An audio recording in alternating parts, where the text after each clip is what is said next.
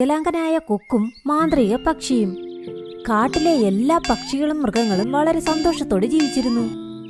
ആ കാട്ടിൽ മനോഹരമായ ഒരു നദിയും ഉണ്ടായിരുന്നു. ആ നദിയിലായിരുന്നു എല്ലാ മൃഗങ്ങളും പക്ഷികളും വെള്ളം കുടിക്കാൻ വേണ്ടി വന്നിരുന്നത്. ഒരു കൂട്ടം കൊക്കുകൾ വൈകുന്നേരം രാവിലെയും അവിടെ വരുമായിരുന്നു. എന്നാൽ ഒരേ ഒരു കൊക്ക് മാത്രം ദിവസം മുഴുവനും അവിടെ തന്നെ ചുറ്റിക്കറങ്ങിയിരുന്നു.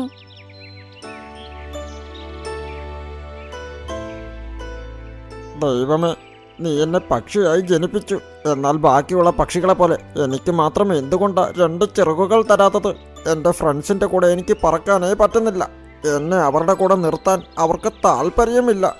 എന്നെ ഒരു മുയലായി ജനിപ്പിച്ചാൽ മതിയായിരുന്നു. എനിക്ക് വേഗത്തിൽ ഓടാനെങ്കിലും കഴിയുമായിരുന്നു.